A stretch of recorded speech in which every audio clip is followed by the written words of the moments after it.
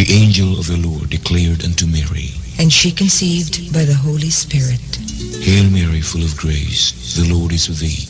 Blessed art thou among women, and blessed is the fruit of thy womb, Jesus. Holy Mary, Mother of God, pray for us sinners, now and at the hour of death. Amen. Behold the handmaid of the Lord. Be it done to me according to your word. Hail Mary, full of grace, the Lord is with thee. Blessed art thou among women, and blessed is the fruit of thy womb, Jesus. Holy Mary, Mother of God, pray for us sinners, now and at the hour of death. Amen. And the Word was made flesh, and dwelt amongst us. Hail Mary, full of grace, the Lord is with thee. Blessed art thou among women, and blessed is the fruit of thy womb, Jesus. Holy Mary, Mother of God, pray for us sinners, now and at the hour of death. Amen. Pray for us, O Holy Mother of God, that we may be made worthy of the promises of Christ. Pour forth, we beseech you, O Lord, your grace into our hearts, that we, to whom the incarnation of Christ, your Son, was made known by the message of an angel, may by his passion and cross be brought to the glory of his resurrection, through the same Christ our Lord. Amen.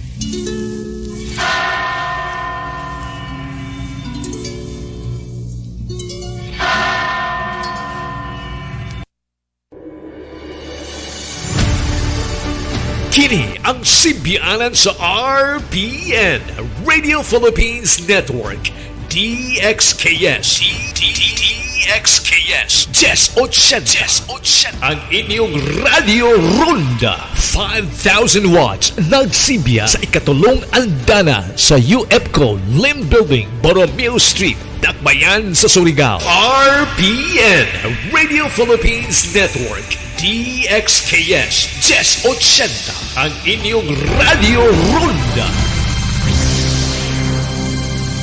Gang problem can be solved. There's no excuse for this. Meth has no boundaries. It is a demon. In the end, it feels like it takes your soul.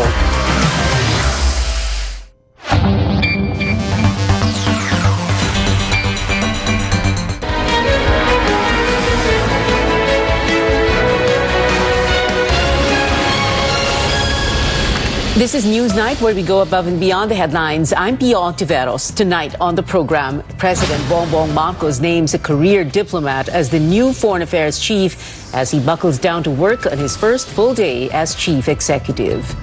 On the day, commuters have to shell out more for jeepney fares and pay again for MRT rides.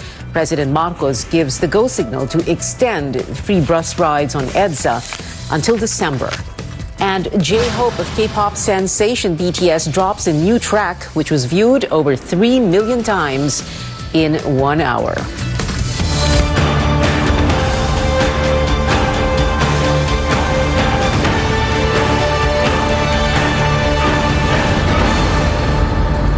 Today marks the first full working day of President Bongbong Marcos. Rex Amicio gives us a rundown of his activities. A mass inside the Malacanang compound, the swearing-in of another cabinet official, and attendance to the anniversary of the Air Force. These mark the events of President Bongbong Marcos on his first full day in office. The mass officiated by Manila Archbishop Jose Cardinal Advincula was also attended by Vice President Sara Duterte and other cabinet secretaries. Cardinal Advincula's call for the new administration listened to the people who ask questions with empty stomachs. The president then administered the oath of his foreign affairs chief, a longtime career diplomat. Enrique Manalo is current permanent representative to the United Nations and was acting foreign affairs secretary under the Duterte administration for 2 months in 2017. Ambassador to the US, Babe Romualdez says Manalo is expected to pursue the administration's independent foreign policy. The independent foreign policy is more in reference to reaching out to major countries all over the world where we think is important for our relationship.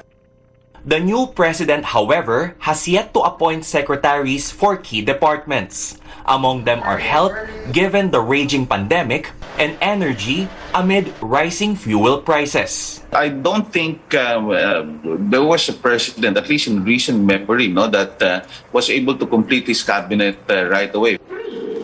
President Marcos then attended the Air Force's 75th anniversary celebration at Clark Air Base in Pampanga, his first event with the military. The first family, meanwhile, has decided to stay at Bahay Pagbabago inside the Malacanang compound. This was also the residence of former President Rodrigo Duterte and late President Noynoy Aquino. It's being renovated right now. In the meantime, they're still staying in another place. The chief executive, meanwhile, may hold his first cabinet meeting sometime next week. With an unprecedented mandate, the nation expects much from the new president, as high prices of food and fuel are now affecting ordinary households. Rex Remitio, CNN Philippines. Some foreign diplomats also paid courtesy calls on President Marcos. They are the Vice President of Vietnam, ministers from Brunei, Cambodia, India, a parliament member from Korea, a deputy minister from Laos, and a trade diplomat from the United Kingdom. President Marcos joins the celebration of the Philippine Air Force as it marks its 75th anniversary. It was his first event with the military. Our senior correspondent David Santos joins us live from Clark in Pampanga. David, what did the president say? Well, Pia, one of President Marcos's first public functions since being sworn into office and essentially becoming the commander-in-chief of our armed forces is to be here in Clark, Pampanga to join in the Diamond anniversary of the Air Force. President Marcos is joined by former President and Pampanga 2nd District Congresswoman Gloria Macapagal Arroyo. This is a significant occasion for the Air Force, which started off as the Philippine Constabulary Air Corps in 1930 before becoming the Philippine Air Force in 1947. In the 1950s to 1960s, the Air Force played a key role in making the Philippines as a military powerhouse in Southeast Asia.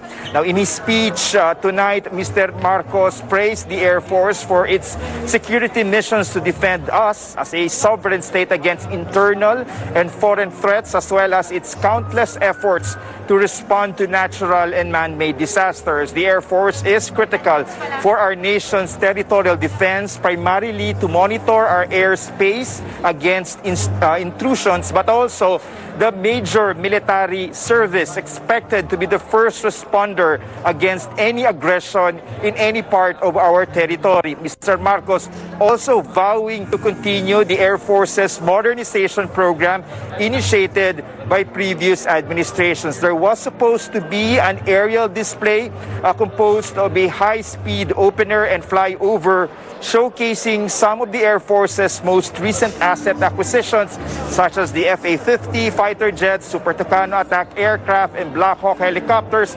This, however, had to be called off at the last minute due to bad weather. Now, President Marcos, just before we went on air, has left this venue here in Clark.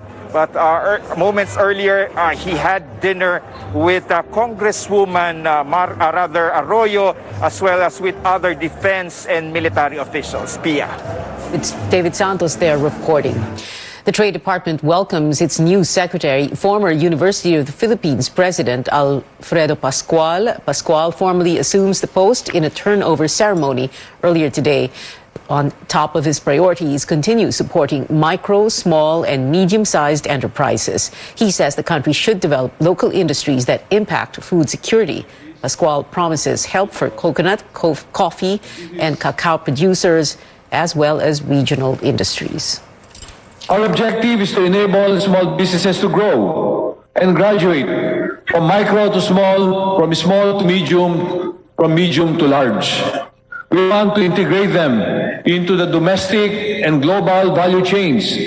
Our country can be competitive, but we have to do it region by region.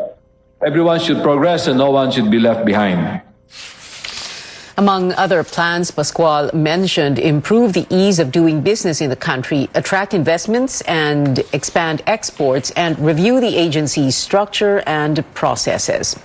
New Transportation Chief Jaime Bautista announces his priorities as he kicks off his first 100 days in office. At the leadership turnover in the agency, Bautista promised to provide accessible, affordable, comfortable, and safe transport service nationwide. Although he did not specify how, Bautista says under the Marcos presidency, the transport sector will become at par with global standards. Now, just a day after President Marcos' inauguration and weeks before the 19th Congress begins, a lawmaker files a resolution seeking a longer term for the president and vice president. The proposal is to amend the Constitution by extending the term of service from the current single term of 6 years to a 5-year term with possible re-election. Pampanga Representative Aurelio Don Gonzales Jr. has filed a resolution which also proposes that the president and the vice president shall be voted in tandem to encourage strong party system. Gonzales argues the current term to implement long-term programs and policies appears to be insufficient. Gonzales is also pushing to increase the current 3-year term of elected local officials and congressmen, excluding barangay leaders, to 5 years with a limit of only 2 consecutive terms. The Constitution currently allows them to have 3 consecutive terms. At the Senate Center, Alan Peter Cayetano says he will immediately file a bill that will grant a one-time 10,000 peso cash assistance to families amid the COVID-19 pandemic. Cayetano consistently lobbied for the 10K Ayuda bill as Taguig congressman, but it failed to be included in the Bayanihan 3 COVID-19 aid package. Aside from pushing it in the Senate, Cayetano also urged newly sworn-in Taguig Pateros representatives Ricardo Cruz Jr. and Maria Amparo Zamora to file the counterpart bill in the House of Representatives. The House and Senate will jointly open the first regular session of the 19th Congress on July 25th.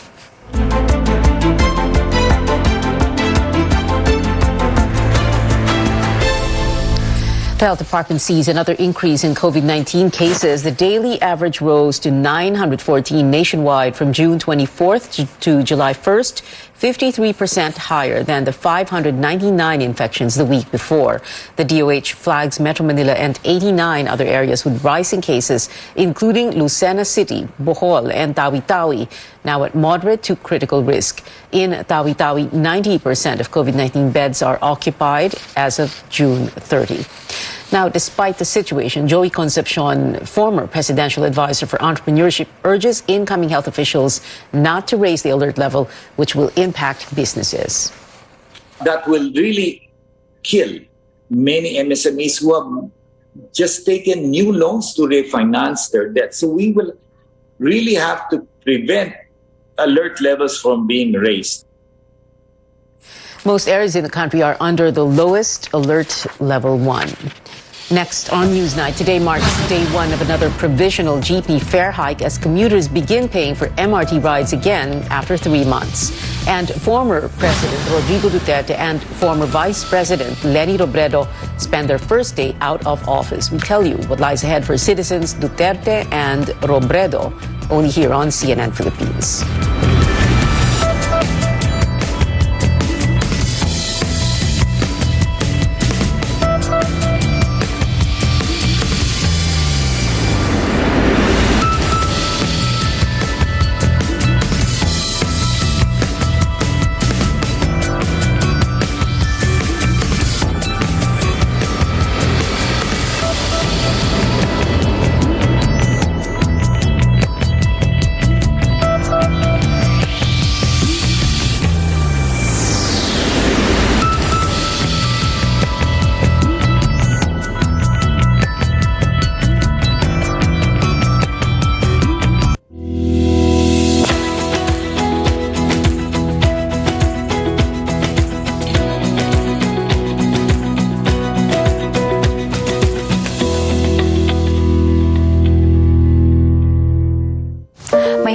God led me to all these blessings.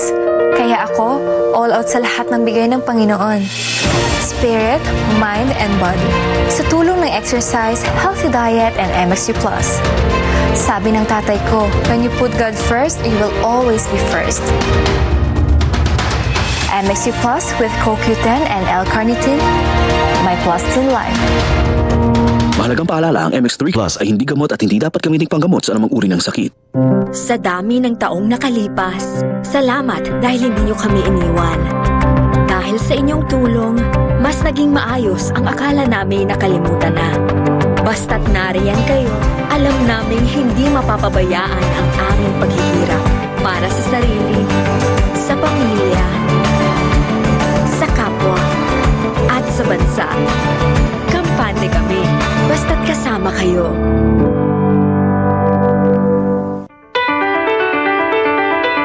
With more infrastructures in place, like airports, expressways, and those hard-to-reach areas, even the smallest or the micro businesses such as us would grow in terms of faster and efficient services and being able to deliver to more customers and being able to also reach out to more communities. Infrastructure projects of San Miguel will enable greater connectivity and encourage further development in rural areas and decongest major cities for better mobility. By moving more people more efficiently, San Miguel helps the economy by making its citizens more productive. Less time spent traveling will translate to increased economic activities.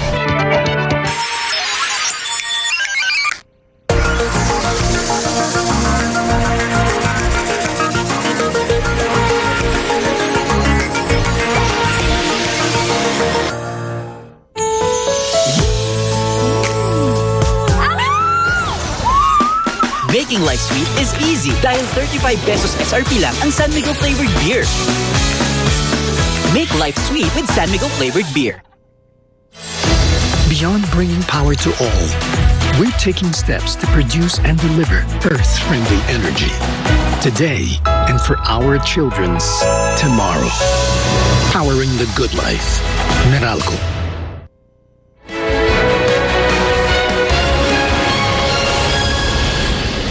You're watching Newsnight on CNN Philippines. Jeepney rides now cost at least 11 pesos nationwide, while some commuters believe this could help drivers amid soaring pump prices. A transport group says the provisional hike is not enough to keep jeepneys on the road. George Quiles with the details. Some commuters were surprised to learn about the new fare increase. 11 pesos for traditional jeepneys and 13 pesos for the modern ones. Among them, Aida Espino of Cotabato, who is currently in Manila to process her papers for a job overseas. With a tight budget, Espino says the new fare hike is a burden, especially since there was already a 1 peso increase imposed last month. Mahirap kasi sir, kasi lahat nagtaasan na. Sa hirap ng buhay, titiisin na lang. Joy Salvador meanwhile says she understands the situation of the drivers who bear the brunt of soaring oil prices. However, she suggests that workers like her must also get pay hike in order to survive. Alam ko, nag-generate na yung new minimum ngayon na around 570 ata. So, tumaas na din siya at least 30 to 40 pesos. Pero hindi pa din yan makatarungan para sa lahat ng mga bilihin. Especially yung mga bayarin, sobrang taas na talaga. For jeepney driver Freddy Sabado, while he's thankful for a new round of provisional fare increase, it's still not enough for drivers to make a decent living. It was his birthday on Thursday, but instead of celebrating like he used to do, he just took a day off and stayed home. Parang kulang pa rin po sa aming mga driver po yun, sir. Kasi tataas, bababaan ko rodo, mga piso lang. Tapos pag bigla ng taas, mga 5 piso, 4 na piso, doon kami naririndi, sir. For transport group Piston, passing on the burden to commuters is not the solution to the problem. Instead, they are challenging the government to suspend the excise tax on oil so that all sectors consuming fuel will benefit. Hindi naman ito yung magre-resolve sa patuloy na pagtaas na ng presyo ng petrolyo dahil hindi lang naman ang mga driver ng public transport ang gumagamit. At siyempre, kapag tumataas nga yung presyo ng petrolyo, tumataas yung ating bilihin, yung ating mga pangangailangan sa ating tahanan. There are still pending petitions for a 5 to 6 peso minimum fare increase for jeepneys. The LTFRB will hear these petitions on July 27th. George Cahiles, CNN Philippines. Rail commuters will also have to deal with more expenses. Page Javier reports MRT rides are no longer free beginning today. It's back to reality for MRT3 passengers as the Libreng Sakay program comes to an end. No more free rides means commuters reviewing their already tight budget. The Duterte administration's program, which lasted for 3 months, ended June 30. MRT3 officials say the program benefited over 28 million passengers from March 28 to June 30. One of them is single mother Chini Gangoso, who commutes daily from Taft Avenue to her workplace near Shaw Boulevard. Hirap na lang sa budget. Siguro mga 1,800 din mahigit yung na-save ko sa loob ng 3 months. Siyempre malaking tulong din yun sa akin. Imbis na ibayad ko sa MRT, nadadagdag ko dun sa padala sa anak ko. Despite the additional expense, she would rather take the MRT instead of other modes of public transportation. Kung walang choice, siyempre magbabas. Yun. Pero sa akin, convenient MRT pa rin. No choice. May bayad o wala. Senior citizen Maria Ana Jubilo shared her experience when she was asked to pay for a ride this morning. Surprise ka kasi kumbaga dati pagkuha mo ng ticket, bigay ka agad. Ngayon, naano ko na may bayad na nga pala. Sana matuloy pa rin.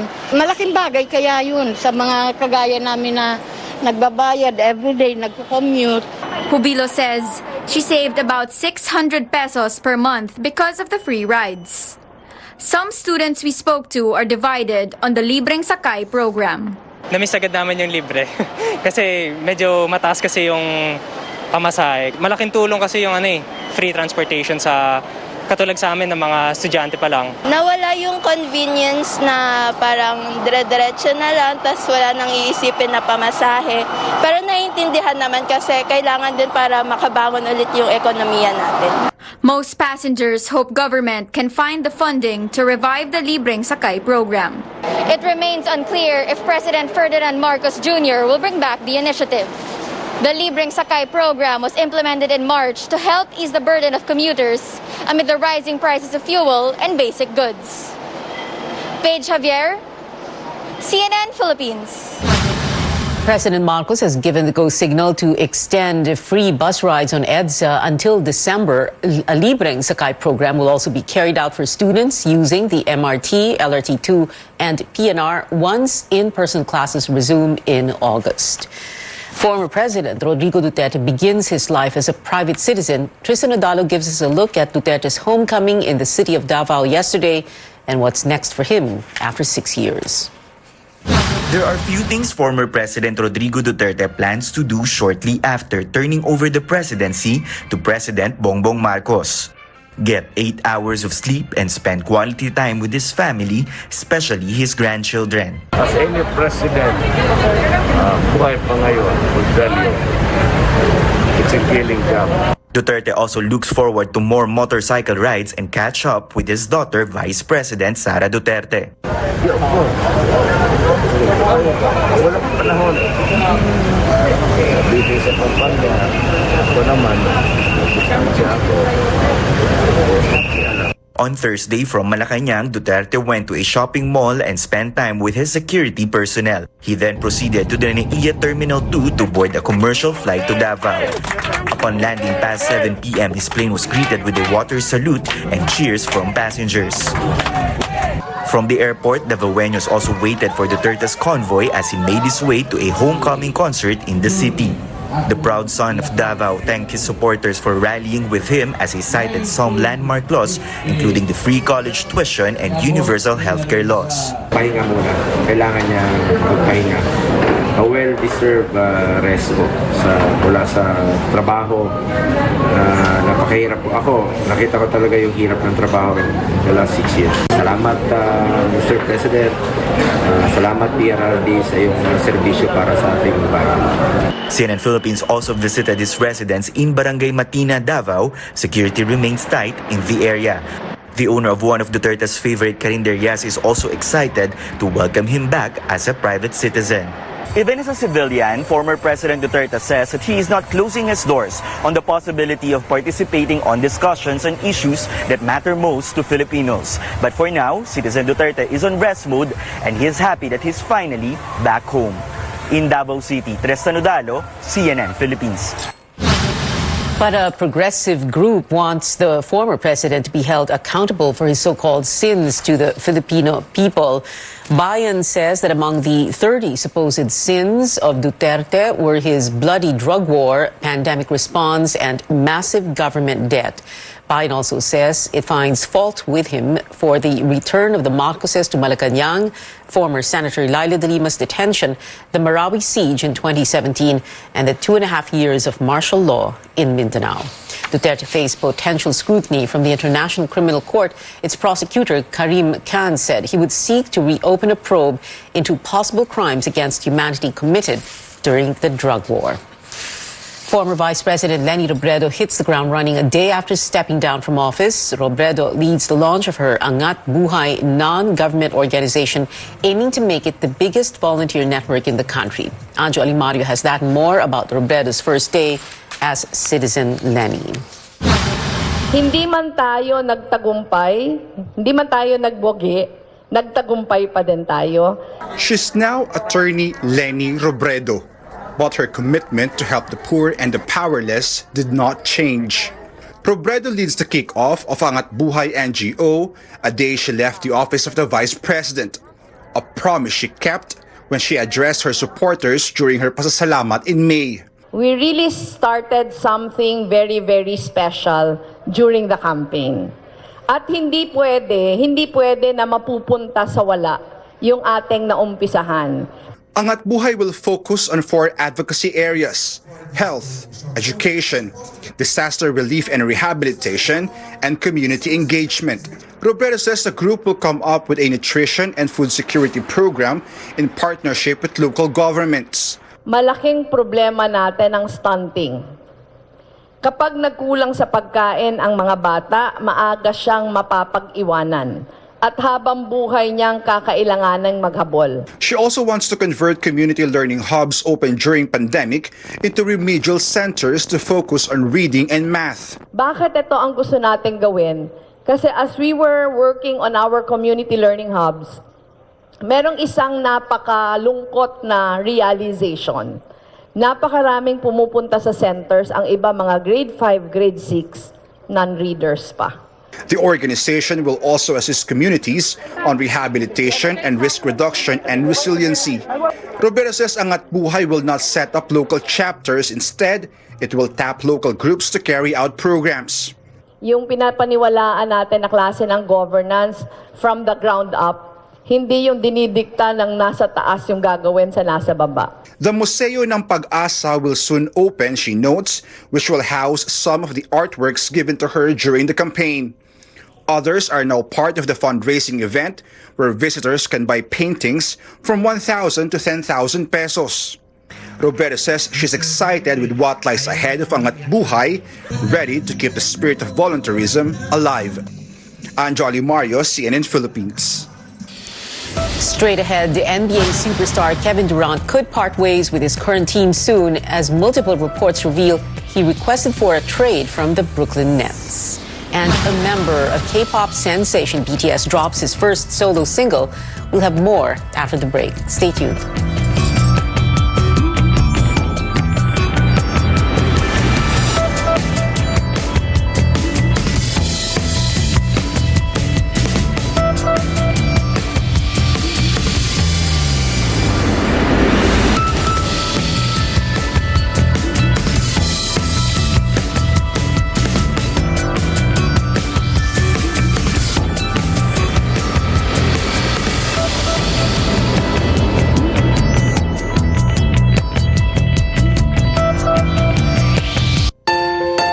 Fried chicken?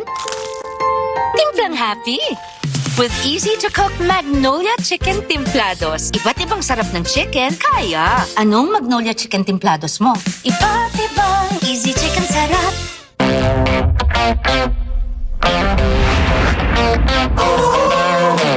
Eyes on me everywhere, but I'm so tough to dare. My game is always fair.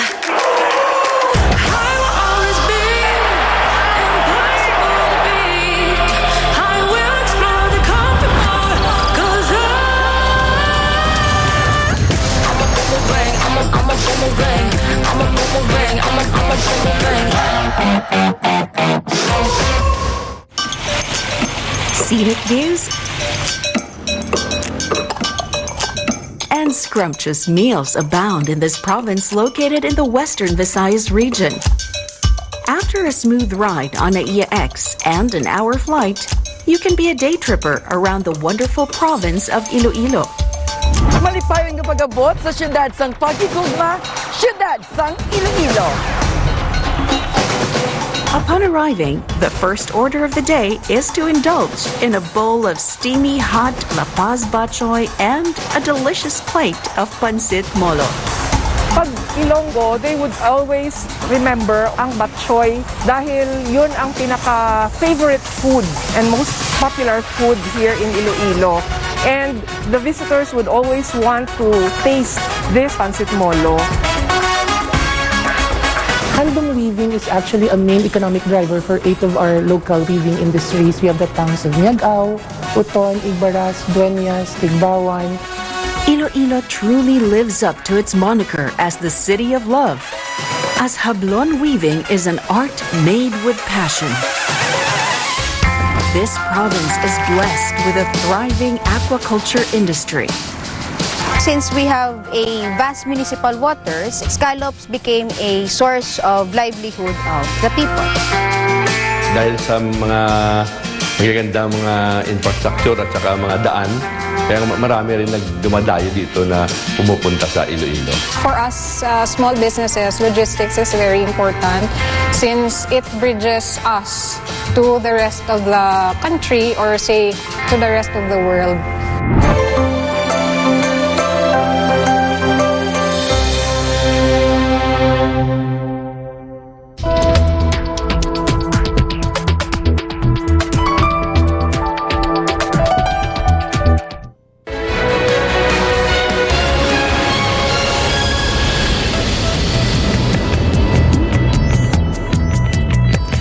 Welcome back. The biggest deal in NBA history could be keeping Nikola Jokic in the Denver Nuggets. News outlets like Stadium and The Athletic report say Jokic agrees to a $264 million Supermax contract extension with the team. The two-time MVP is also set to have a player option for the 2027 to 2028 season worth $60 million. And it may be the end of Kevin Durant's time in the Brooklyn Nets. The NBA website, citing multiple reports, says Durant requested a trade from Brooklyn. This comes just a few days after Kyrie Irving opted into his contract with the team for next season. Hip-hop meets rock and K-pop in BTS rapper J-Hope's new track, More, is the first single off Hobi's solo album, Jack in the Box. The music video is also dropped today, racking up 3 million views in just the first hour of release.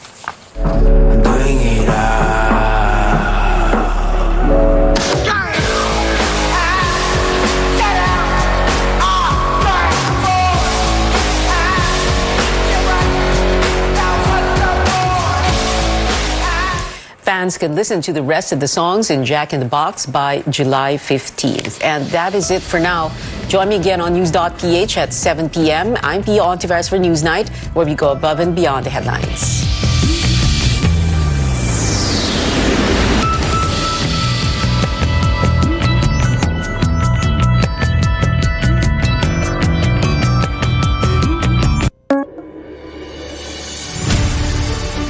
Kini ang simbianan sa RPN, Radio Philippines Network, DXKS.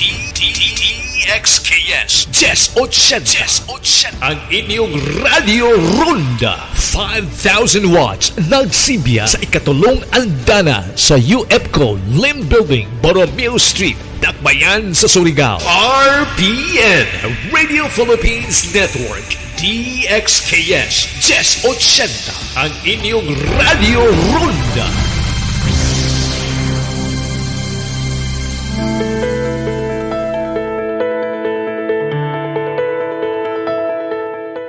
After more than 2 years into the pandemic, we're all hopeful for some sense of normalcy. But even as the government lifts some restrictions, we can't let our guards down. Just like any virus, COVID-19 continues to develop newer variants. In fact, the Philippines recently recorded its first confirmed case of the Omicron BA.2, an even more transmissible variant responsible for the surge now seen in the United States. But what does this mean for our country, and how can we best protect against it? On the program today, we'll share all you need to know about the Omicron BA.2 and other subvariants. I'm Dr. Freddy Gomez, and this is MedTalk Health Talk on CNN Philippines.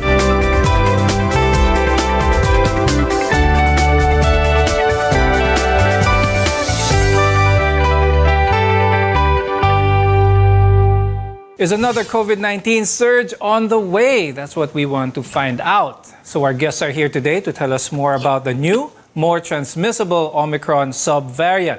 With us is Dr. Guido David. He's a mathematician from the Octa Research. Also with us is Dr. Tony Liachon. He's a health reform advocate from Manila Doctors Hospital. Before there was Omicron BA.2 and these other subvariants, there was Omicron BA.1. Now, let's talk about currently BA.2. Why is this a cause of concern? Is this the predominant strain now seen here in the Philippines? I'll start the discussion first with Dr. David. Back in January, we saw a surge. It was mainly the BA1 and BA2 which were spreading here in the country. Most recently, we discovered that there was this subvariant of the BA2, which is actually the BA2.12. It was detected from a woman from Finland, but it didn't seem to cause a surge because we haven't seen a spike in cases yet. A little more infectious than the BA2 and BA1 and nag-spread dito sa bansa natin. The BA2.12 has been detected in India and yung 2.12.1 sa New York, some parts of the United States. It's more infectious. They say may vaccine escape or immune evasion.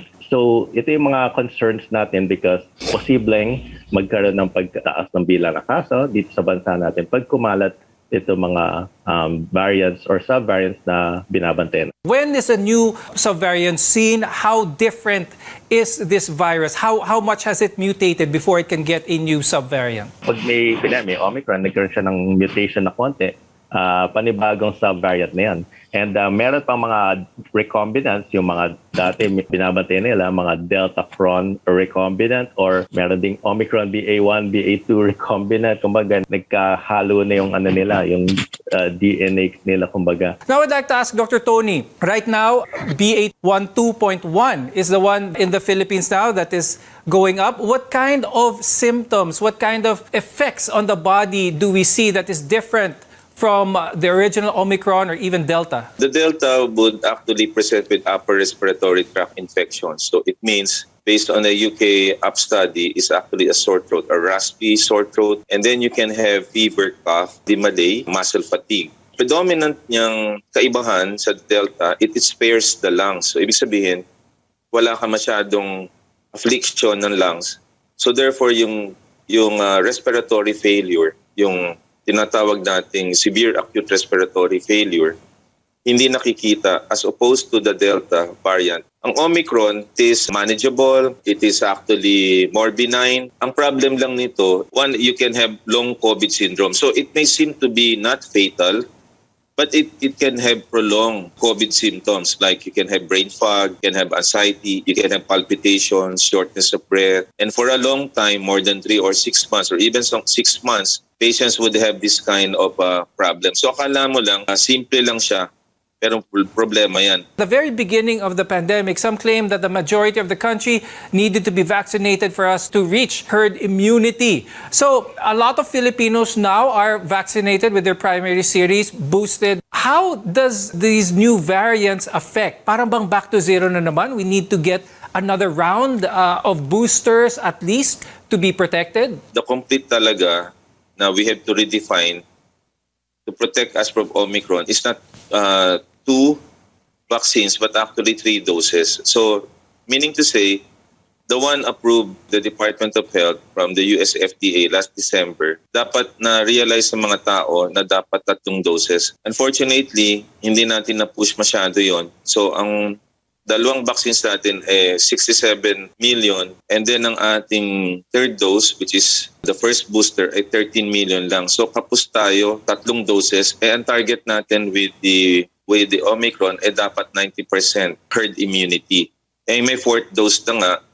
So wala pa tayo na uumpisan sa 4th dose, even approved in the US. That is for elderly above 50, senior citizen, and immunocompromised. So ang challenge natin is that we have incomplete 3rd dose, and we have not yet started with the 4th dose to protect us from surges from the variants mentioned by Professor Quito. So if the country population is resilient, then we will be protected. Whether through vaccination or following minimum health standards, we all need to do our part to keep those around us safe.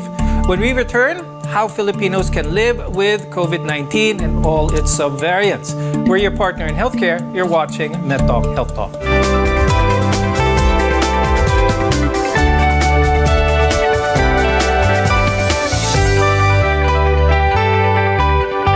SMC, San Miguel Corporation.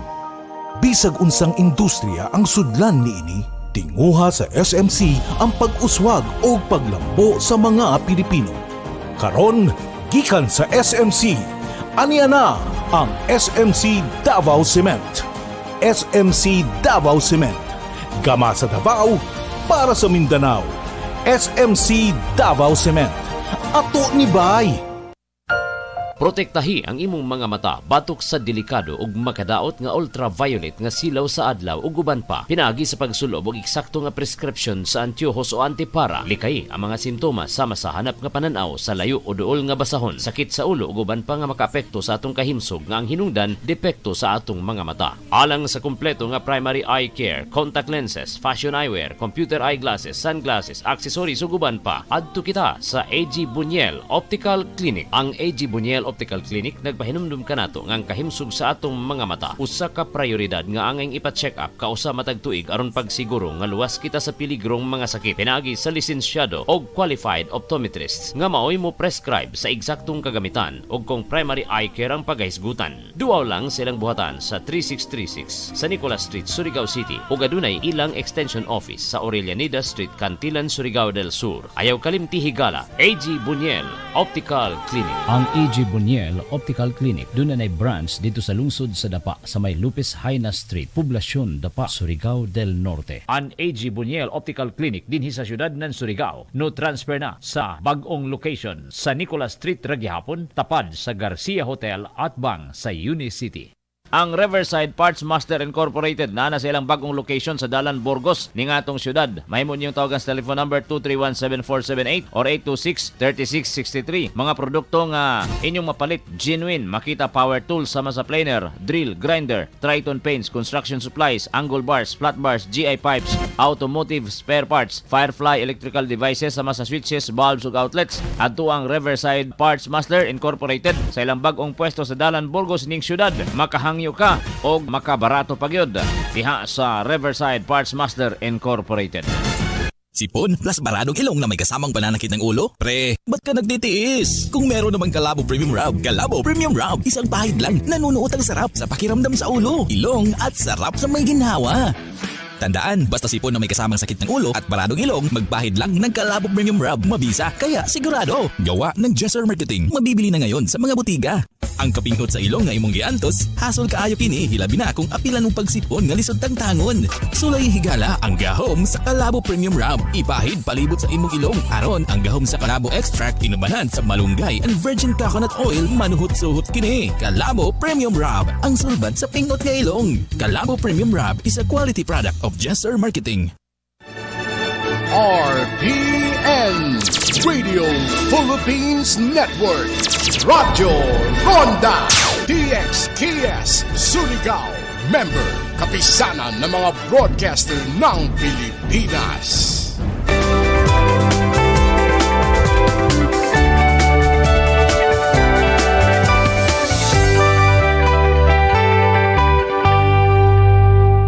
From wearing masks to social distancing, COVID-19 has changed our way of life. 2 years later, how can we best live with the virus? I'm Dr. Freddy Gomez and welcome back to MedTalk Health Talk. Dr. Guido, Earlier we mentioned how the activities of these past few days, especially during the campaign season, may have prompted a lot more congregations, gatherings for that matter. Would this play a role? Would we see the effects of these probably in the weeks to come? We're monitoring the numbers to see if there's going to be any increase in numbers due to the activity of the previous past few days. But we have been having, campaign sorties and rallies in mass numbers over the past months, and we haven't seen an increase in cases. I mean, except for a few upticks, very small upticks here and there. So our belief is that for a surge to occur, there would have to be a confluence of factors. So one is the gatherings and complacency of public when they're no longer complacent. But that alone is not sufficient. The second component is the vaccine immunity that's waning. And we know that that happens after some time. That's why we require booster shots. And the third component, or the third factor, is the variant of concern that we are monitoring. And that's why this is very important. When we see some variants appear all over the world, and it's also more concerning once these variants or subvariants or recombinants enter the country, then we are more concerned, because now we have these three factors coming together, and that may be decisive in causing a surge in cases. Is that possibility of a surge something that is inevitable, like what we see in other countries? There's a triad of reasons for this. The variants of concern, the waning immunity, plus the deliberate or inadvertent violation of the minimum public health standards. With liberality of the travel, as you can see, all over Asia, naging central tayo sa Asia with South Africa, Vietnam, and even the New Zealand and Australia or Vietnam, other countries na model countries in the world, affected sila because late nakarating ang variant of concern sa kanilang BA.2. Tayo wala because nauna tayo. So, it means na eventually it will catch up with us depending on our preparation. Before we continue with how to prepare for those, I'd like to ask, could you briefly explain now we have BA4 and 5? Could you talk about those two subvariants that are looming on the sides? These are definitely concerning kasi yung BA.4 and .5 very similar. They were first identified in South Africa. And it's not necessarily the case that they came from South Africa. The Beta variant and also Omicron came from South Africa, or at least were first identified in South Africa, because they do a lot of genomic sequencing in South Africa. So that's why they're sort of ahead of the science. In South Africa, increased from a low of about 1,000 per day. Now they're up to 10,000 per day. So that's a 10 times increase in just a few weeks. So it is definitely concerning. And they have already sequenced this as well in the United States. Once in the U.S., it's very likely that it's going to enter our borders, because we have open borders and we have a lot of people traveling to and from the United States. It is a concern kasi, if people are unvaccinated, the rate of severity could be high, as in comparable with the previous variants. People are still wearing masks nowadays. They saw some respite because hindi na kailangan ang face shields. But are we looking at a scenario where masks, face shield will be back again, aside from getting another round of boosters? It's a given that we will not do away with the face mask. Of course, the face shield has been answered already, even by the WHO. Hindi natin kailangan. Ang kailangan natin high-grade or medical-grade face mask which can protect us. While we still have the mask mandate, our country has, as mentioned, started to really open its borders. So under Alert Level 1, Filipinos are allowed to once again travel to many destinations in and out of the country. While we're still living with the virus, we still need to take every precaution necessary. When we return, tips to help boost your immune system and live healthy, as well as the question of, is the Philippines prepared? Your health is our mission here on MedTalk Health Talk.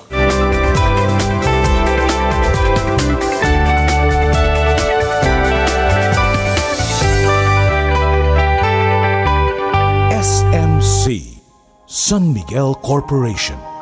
Bisag unsang industriya ang sudlan niini, tinguha sa SMC ang pag-uswag o paglambo sa mga Pilipino. Karon, gikan sa SMC, aniya na ang SMC Davao Cement. SMC Davao Cement. Gama sa Davao para sa Mindanao. SMC Davao Cement. Ato ni Bay. Maayong balita sa tanan sa atong panginahanglan sa panimalay, mga gamit, ingon man mga dekorasyon, pwede na natong mapalit diha sa Wellington Bazaar. Anausab sa Wellington Bazaar ang mga bistidahon, karsunison, plain t-shirt, plastic chair, floor mat, mantel, banig, folding bed, habol, mosketero, trapal, lideret, basketball, stuffed toys ug mga dulaan sa bata. Ang Wellington Bazaar ana magalagad kanato sa Dalan Kaimo ning Dakbayan sa Surigao. Wellington Bazaar, gikan sa mga kawani og tigdumala sa Wellington Bazaar. Mayong adlaw alang kaninyo. Wellington Bazaar, sukion ta sa kanunay.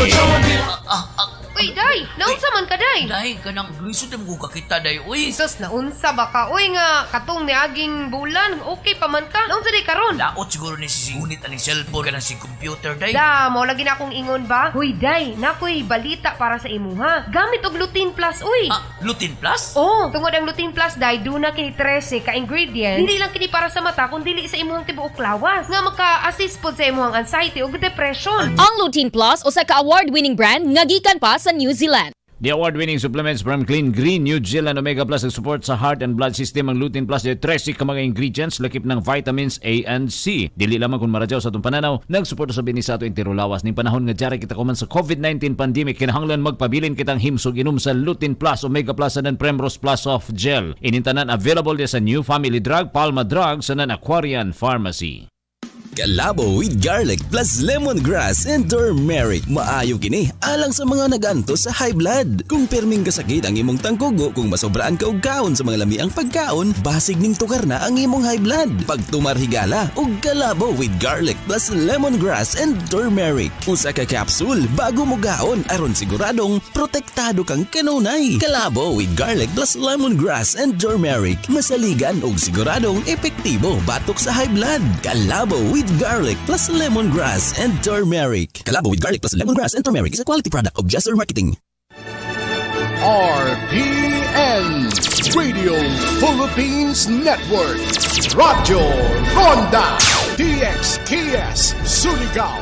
Member, kapisanan ng mga broadcaster ng Pilipinas.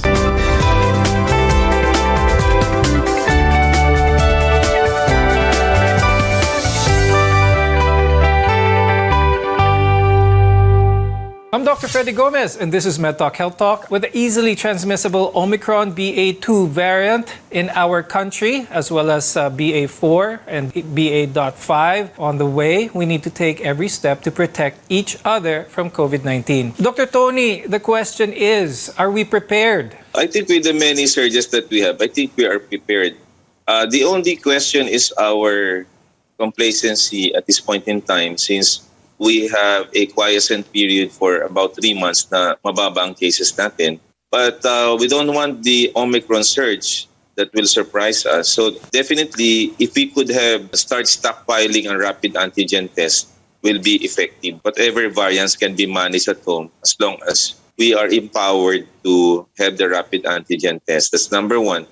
Number two, we need to have the mask, medical grade, or those that can protect us, high quality ones. And then number three, yung mga over-the-counter drugs like analgesic, antipyretic, yung mga vitamins dati, nagkawalaan yan. So I think dapat ma-alert ng Department of Health, yung mga pharmacies, that they should have that in place. I think we should go back right now to the vaccination and then prioritize yung mga dapat bakunahan, A1, A2, A3, and then get the boosters right there to the ones that will need it. What advice can you give people to not be complacent and just continue on that health sense that they currently have? There's a false sense of security that the pandemic is over, and that's because they see that the cases are low, there's no longer a threat, DOH is no longer reporting large numbers. So for most people, they think it's over, but the truth is it's not. I mean, we're at the low point, yes, but it's not necessarily over. I mean, yes, we have vaccinations, but not everyone is vaccinated. I mean, our vaccine coverage for the country is only around 60%. and the low booster coverage. We can't wait for these variants to enter the country and start surging before we act. We have to be proactive, and then we might be able to prevent a surge, or at least control the surge in cases if we're proactive, if we're following health protocols, if we're getting ourselves vaccinated and getting ourselves booster. BA.4 and BA.5 around the corner. Do we already know what some of the standout symptoms of them are, like what you mentioned earlier for the BA.2? They will present with sore throat, fever, cough, muscle fatigue, and general body pains. It's a typical respiratory tract infection. And the predominant symptom is usually a sore throat, a raspy sore throat, and it will spare the lungs. That is the classic presentation. And it would not actually affect the lungs, just like the Delta. So, ang suspicion natin, basta meron kayong flu-like manifestation at may sore throat, then testing na kagad kayo for rapid antigen test. Iisa lang naman kasi ang description niyan so Omicron. Be careful guys kasi magtatag-ulad yung July. Kung mag-expire ang vaccine natin by July, by just projection, kasi seasonal kasi as a doctor, nakikita ko sa clinic, seasonality, yung July hanggang October, dyan yung mga upper respiratory tract infections. Nandyan din ang dengue fever, andin dyan mga pneumonia. So aside from that, prepare yourself with the flu shots then and the pneumonia shots. And before we go, Dr. Guido, do you have any advice for our viewers? In 2 years, alam ko pagod na yung mga tao sa pandemic and nakikita naman natin yon. And our economy is also important. So we have opened up our businesses, all the business sectors, so that our economy can grow. The pandemic is not yet over. We're not yet at endemic levels. Even though the cases are low, cases are still high in other countries. There's still a surge in Taiwan. South Africa is surging again. The U.S. is up to 100,000 cases per day again. So always be vigilant and proactive. We can't wait for these new variants or sub-variants or recombinants to enter the country. We must be prepared. We can go out, but let's wear our face masks. Let's practice the minimum public health standards, and let's all stay safe. And Dr. Tony, any advice? Every Filipino citizen should be empowered, should be engaged, and should be educated. So let's shrink the problem, paliitin natin ang problema. At the family level, we should be prepared. At the workplace level, we should be prepared. But let us not forget that the surge is still there. The variants are coming. And therefore, we need to prepare ourselves. With that, thank you very much, Dr. Guido David and Dr. Tony Liachon for being with us and keeping us up to date with the latest on Omicron and all its subvariants. Remember, always wear your face mask, practice social distancing, and get vaccinated and boosted. I'm Dr. Freddy Gomez, and thank you for watching Med Talk Health Talk. We'll see you again next time.